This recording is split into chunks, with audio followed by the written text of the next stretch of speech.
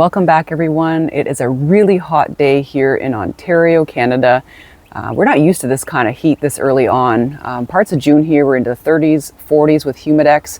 Now we're into another week, really into the mid 30s. We're talking Celsius here. So probably above 90 Fahrenheit if you're watching this from the States. And I know you guys in the US, it's been really hot as well. You've had a lot of terrible weather down there, and I really feel for everyone who's been affected by it. And of course the tragedy in Texas is just it's so upsetting, and my thoughts go out to all of you affected by this crazy weather we've been experiencing all over. You know, in Ontario too, we've had these downbursts and tornadoes that have killed people and just leveled areas in some parts of northern Ontario. So I think our weather's going to get hot and crazy for the rest of the summer.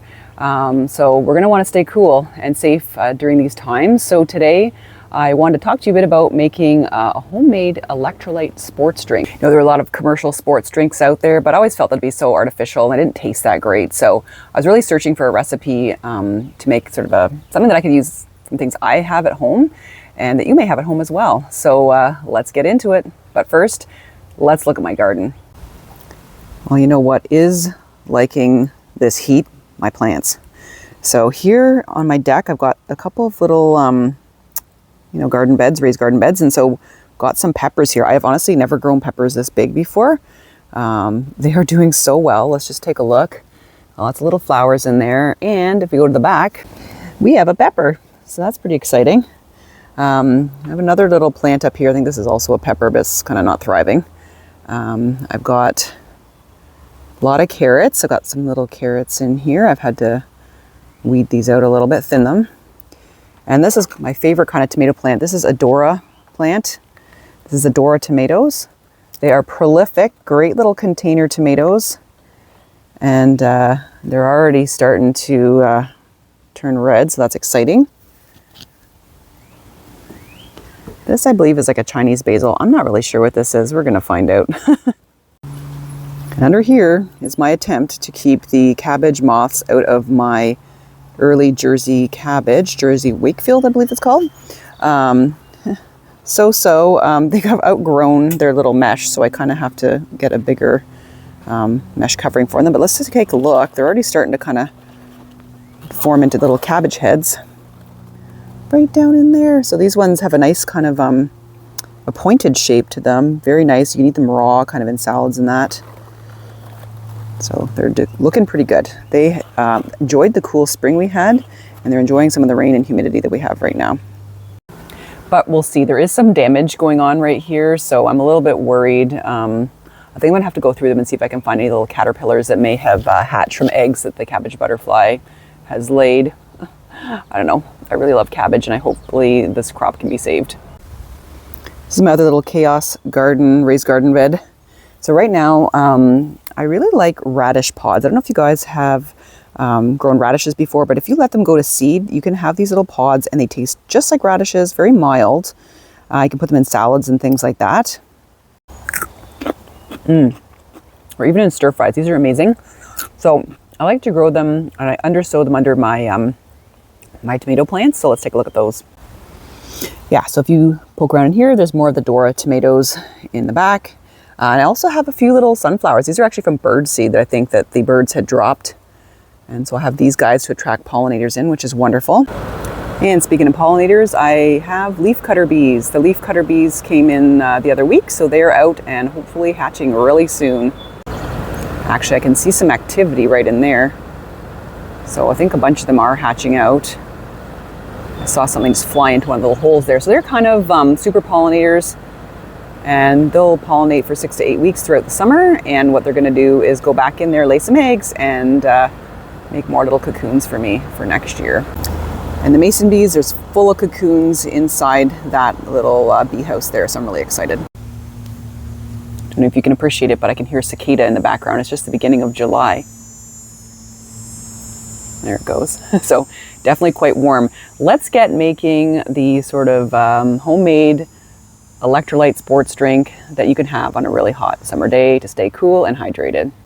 Let's take a look at our delicious ingredients. So we have PC pulp-free orange juice. I cannot stand pulp. I don't know, just a thing, texture thing. So I've got the pulp-free, but feel free to use pulp included if you want. my own homemade maple syrup from the red maples at the cabin. Looks delicious. Got so much of it, I got to figure out things to do with it. And I've got a bit of Himalayan pink salt, but feel free to use table salt. A couple of cups of water, and we've got some lemons to make lemon juice. All right, so I'm going to make this up in my my little Nalgene bottle here. I have to show you a sticker. I love these stickers. I picked up actually, I went as a Merrickville. I was doing a little bit of a tour down there, and look at this one. OG tiny home. I don't know if you can see that well, but if you know, you know, this is like the little Polly Pocket, and that is truly the original tiny home. So anyway, thought that was pretty cute. Had to put it in my water bottle. I've also got a few little mushroom stickers and that on there as well. So let's get started. So this is pretty easy. What we're going to do is essentially put these ingredients together in our bottle, shake it up, and make a lovely electrolyte drink. All these items are actually pre-chilled. You don't have to do it that way, but it just makes everything so nice. You can pack this with ice, whatever you'd like to do. But make sure if you don't drink it all in one day that you store it in the fridge. All right, so let's get started. So I like to start with the orange juice first, but you can do it any order that you want. Nothing beats orange juice, cold orange juice on a hot day. Nutritious for you as well, high in vitamin C. So we're going to put a half a cup of orange juice in there. Try not to spill this. There we go. And then we're going to add our 2 cups of water.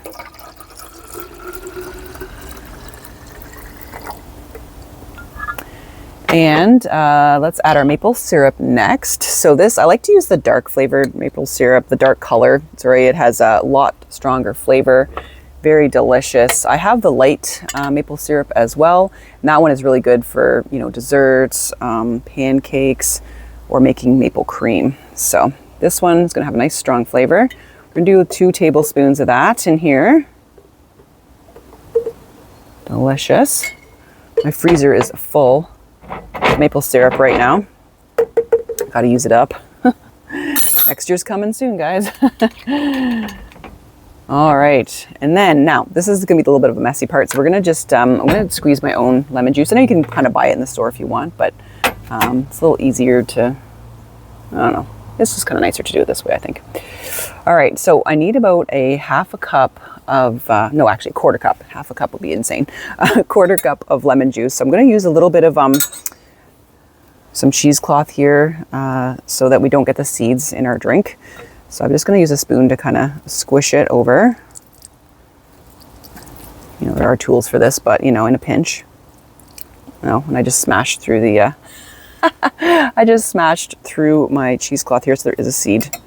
Oh, best laid plans, right? All right, let's do that. We can always get them out after, it's fine.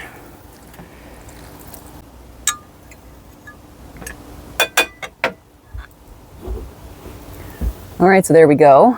So we'll pop that in our drink. So just a quarter cup. And then last but not least, we're gonna add the salt. You know, when you're sweating, you're losing lots of salts and things like that. So important to add that in here. Sometimes water is just not enough to rehydrate you when it's extremely hot outside because you're losing all kinds of electrolytes in your sweat. So let's add the salt. So just 1/8 of a teaspoon. You don't need to add a whole lot, just a teeny bit like that. So we're gonna add that in there. So easy peasy, really quick. Let's give it a try. But first, shake it up. Of course you can add, like I said, you can add ice to this as well if you want, if you're taking it on a hike or whatever. But that's kind of what it looks like.